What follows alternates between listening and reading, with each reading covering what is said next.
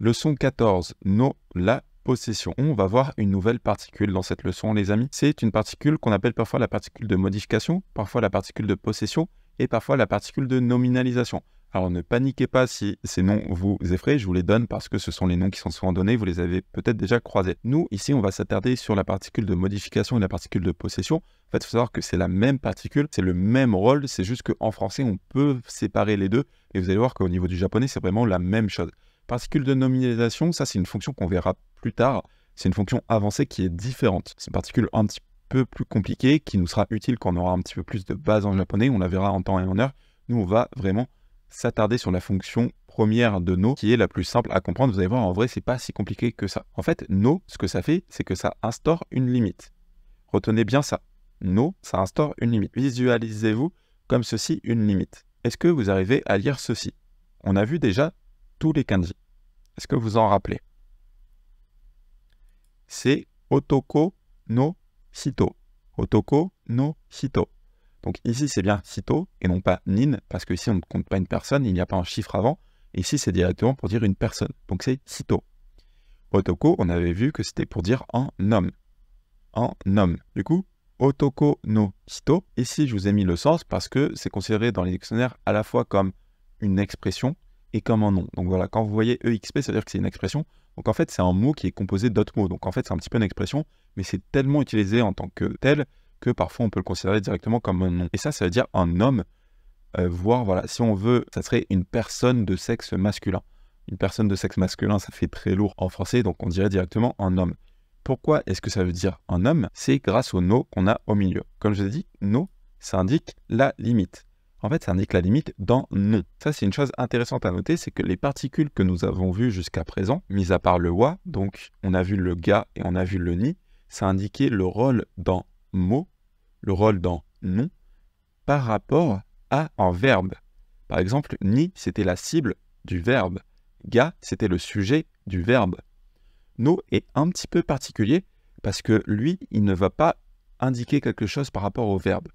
Lui, il va indiquer la limite dans non par rapport à un autre nom. Donc no, il fonctionne pour relier deux noms ensemble. Comment est-ce qu'il fait cela? C'est que le nom numéro 1, il va prendre la particule no, et du coup, non, no, ça va être la limite qui va qualifier le nom numéro 2. Donc si on reprend notre exemple en fait de otoko no hito, otoko no, ça va devenir la limite. Je vous ai mis entre parenthèses l'appartenance ou le lieu parce qu'une limite, voilà, ça peut déterminer ça. Une limite, ça peut dire à qui quelque chose appartient ou ça peut déterminer le lieu dans lequel quelque chose se trouve, entre guillemets. Mais le rôle vraiment fondamental, c'est la limite. C'est le même sens. Je vais vous montrer des exemples avec un lieu et vous verrez pourquoi je vous dis ça. Donc si je dis otoko no hito, ça veut dire en fait une personne qui est dans la limite de l'homme. Donc ça veut dire quoi? Une personne qui est dans la limite de l'homme, dans la limite du sexe masculin, c'est-à-dire une personne de sexe masculin. Une personne qui est un homme. Donc en français, on dirait directement un homme. Au niveau du lieu, vous allez voir, en fait, c'est très proche. On pourrait dire, par exemple, Fulanse no Pali. Donc, Fulanse, c'est la France. Fulanse no Pali. Pali, c'est Paris. Et du coup, qu'est-ce qu'on dit? On dit que la limite, c'est la France. Fulanse no, donc la limite, c'est la France. Et c'est Pali. Donc, c'est Paris qui appartient à la limite de la France. Comment est-ce qu'on dirait ça en français? On dirait Paris en France. Paris en France. Pourquoi? Parce que Paris est dans la limite de la France.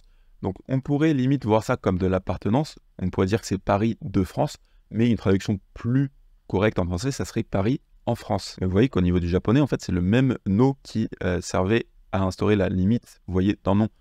Donc voilà, une limite, ça peut être une limite d'appartenance ou ça peut être une limite de lieu. C'est la même fonction fondamentale finalement en japonais, et c'est pour ça qu'on l'appelle parfois particule de modification ou particule de possession. Parce que en fait, la possession, c'est une des grosses fonctions de no, mais la possession n'est jamais qu'une modification. Donc en fait, c'est la même chose. C'est juste que la possession est souvent un des premiers rôles que l'on voit parce que on pourrait dire watashi no namae. Watashi no namae. Namae, on avait vu que c'était un nom. Et du coup, qu'est-ce qu'on dit ici? On dit que c'est le nom qui appartient à la limite de watashi. Donc un nom qui appartient à la limite de je. Un nom qui appartient à la limite de moi. Qu'est-ce que ça veut dire ça? Ça veut dire mon nom. Mon nom. Donc effectivement, dans ce sens-là, le no est bien une particule de possession, puisque ça indique que le namae, il est possédé par watashi. Mais le sens vraiment fondamental, à la base, je veux bien que vous reteniez que c'est la limite. Parce que si vous gardez en tête que c'est seulement la possession, parfois ça va faire un petit peu bizarre. Donc vous pouvez garder en tête quand même que c'est la possession, parce que c'est vrai que ça marche très bien. Mais le sens vraiment global, c'est que ça instaure une limite. Donc watashi no namae, ça veut dire que c'est un nom qui est dans la limite watashi, un nom qui appartient à la limite watashi, donc un nom qui appartient à watashi, donc ça veut dire mon nom. Watashi no imoto, ma petite sœur. Ma petite sœur. C'est pour ça que vous verrez souvent watashi no directement traduit par mon ou ma. Parce que watashi no, effectivement, ça veut dire moi limite. Moi limite, qu'est-ce que ça veut dire? Ça veut dire qui appartient à moi. Comment est-ce qu'on dit qui appartient à moi en français? On dirait mon ou ma. Et bien là, c'est exactement ça. Watashi no imoto, ma petite sœur. Du coup, quand on a otoko no hito, vous voyez que là, la possession, c'est un petit peu plus flou parce que ça serait une personne qui appartient à l'homme. Alors en soi, ça peut plus ou moins marcher. Mais voilà, moi, je vous invite à avoir vraiment une limite. En fait, ce que l'on fait, c'est que quand on dit otoko no, on crée une limite otoko. Et ensuite, hito, avec le nom de, on le place dans cette limite. Donc c'est pour dire que ce ne sont pas toutes les personnes. Ce sont les personnes qui appartiennent à la catégorie otoko. Donc ce sont les personnes de sexe masculin, ce sont les hommes. De la même manière, on peut dire ceci, est-ce que vous arrivez à le lire? C'est onna no hito. Onna no hito. Une femme, personne de sexe féminin. Alors personne de sexe féminin, encore une fois, ça fait un peu lourd, on dirait directement une femme. C'est le même principe. Maintenant, je vais vous montrer ces kanji. Ça, il faut savoir qu'en japonais, ça se lit otona. Otona, qu'est-ce que ça veut dire? Vous l'avez là, ça veut dire adulte. Remarquez bien qu'ici, on a l'homme, et ici, en fait, on a le kanji qui veut dire grand. Je vous invite à l'apprendre parce qu'il est simple et il est très utilisé. Il faut remarquer au passage que ça ressemble fortement au kanji du chien qu'on avait vu. Le kanji du chien, il y a un trait en plus ici. Donc voilà, le kanji du chien, c'est le kanji de grand avec un trait supplémentaire ici. Ici, je ne vous donne pas de lecture. Pourquoi? Parce qu'on la verra dans le futur. Otona, en fait, c'est un mot à la base japonais. On a juste collé la lecture sur un mot. Du coup, ça ne reflète pas vraiment la lecture de ces kanji. Retenez juste directement que grand plus personne, ça se lit otona et ça veut dire un adulte. Ça, vous pouvez l'apprendre par cœur, c'est un mot très utilisé. Ensuite, pour dire un enfant, on va dire ko. Donc ça, c'est ce kanji, voilà, un trait, deux traits, trois traits. Pareil, il faut l'apprendre, il est extrêmement utilisé. C'est ko. Au passage, les plus attentifs auront remarqué que c'est un élément qui était présent dans ji, qu'on avait vu dans kanji. Alors celui-là, vous n'avez pas à l'apprendre pour le moment. Encore une fois, je vous le remontre. Voilà, si jamais vous l'avez remarqué, effectivement, c'est le même. Donc ça, c'est un élément qui est extrêmement utilisé en tant que composant dans d'autres kanji.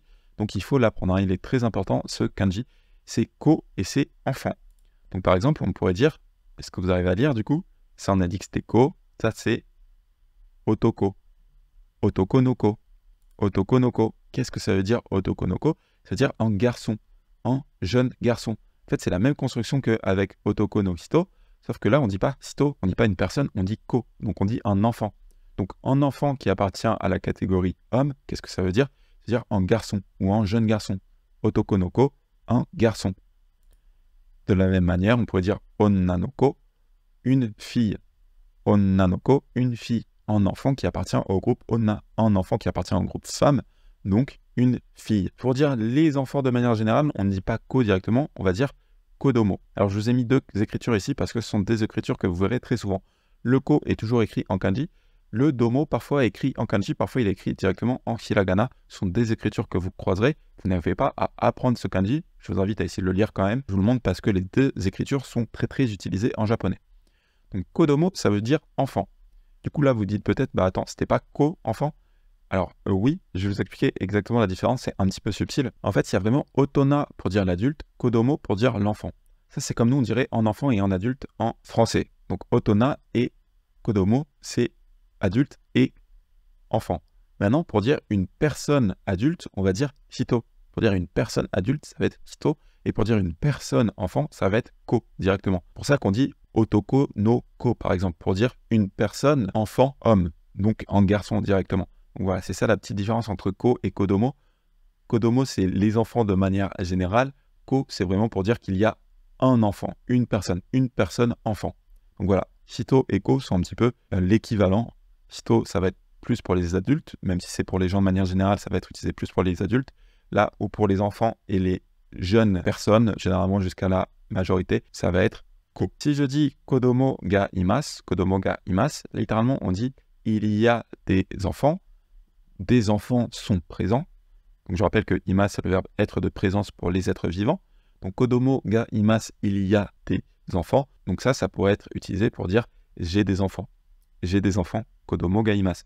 Je vous rappelle, en japonais, on ne dit pas que l'on possède des enfants, on dit bien que des enfants sont présents. Kodomo ga imas, j'ai des enfants. Kodomo da, c'est un enfant. Donc par exemple, on pourrait le voir, vous engueulez quelqu'un parce qu'il a fait une bêtise, et là, on pourrait vous dire, oh, calme-toi, c'est un enfant. Voilà, kodomo da, c'est un enfant. Kodomo da, c'est ton enfant. Maintenant, on a cette phrase. Alors, ce kanji, on ne l'a pas encore vu, c'est le kanji qui se lit kuni, et ça veut dire pays. Ça veut dire pays. On va revenir plus en détail sur le kanji après. Du coup, est-ce que vous arrivez à lire le reste de la phrase? Ici, je vous rappelle, c'est watashi. Je ne vous marque pas la lecture de watashi parce que celui-là, je veux vraiment que vous l'appreniez parce qu'il est super important, on le verra tout le temps. Il faut apprendre à le lire. Donc, watashi, je, watashi no kuni. Watashi no kuni. Et ici, c'est la particule de thème. Donc, watashi no kuni wa furansu desu. Watashi no kuni wa furansu desu. Watashi no kuni, ça veut dire quoi? Kuni, on a vu que du coup, c'était le pays. Watashi no, le pays qui appartient à moi.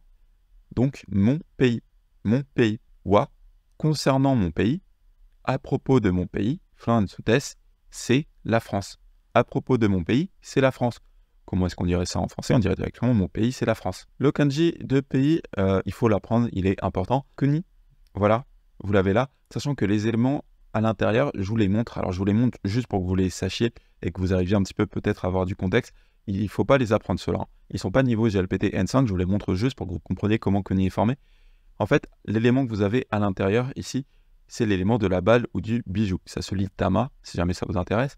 Sachant que tama est lui-même constitué de l'élément de roi. Vous voyez qu'en fait, c'est le roi, c'est ce dessin-là. On a rajouté entrée ici, ça fait la balle. Et ensuite, on a mis la balle dans l'enclosure qu'on avait déjà vu dans le kanji 4. Et ça donne le pays. Vous pouvez voilà, retenir qu'un pays, c'est un bijou encapsulé, par exemple. Voilà, kuni ici. En vrai, c'est que ce kanji qu'il faut apprendre. Cela, je vous les montre juste pour que vous sachiez d'où est-ce que cela vient. Je vous les laisse en bonus au cas où vous voulez essayer de les dessiner. Voilà, sachez que ce n'est pas des mots de vocabulaire que l'on verra dans la suite de ce bootcamp, même si vous les croiserez plus tard dans votre apprentissage du japonais. Donc, watashi no kuni wa furansu desu. Concernant mon pays, à propos de mon pays, c'est la France. On a vu que no, ça instaurait une limite. Ce que ça faisait, du coup, c'est que ça reliait deux noms ensemble, en disant que le nom 1 est la limite à laquelle le nom 2 appartient. Du coup, ça permet de marquer la possession. Grâce à cette fonction de limite, on peut marquer la possession. On a vu notamment que watashi no permettait de dire mon, mais que c'est en sens plus global de la possession. C'est vraiment pas juste mon ou ma, ça va bien plus loin, ça permet de marquer la limite et de dire qu'un nom appartient à la catégorie dans notre nom. On a également vu otona et kodomo, qui opposaient du coup les adultes aux enfants. Et pour se référer à ces personnes, pour dire que ces personnes sont là par exemple, on va parler de hito pour dire des gens et de ko pour dire des enfants.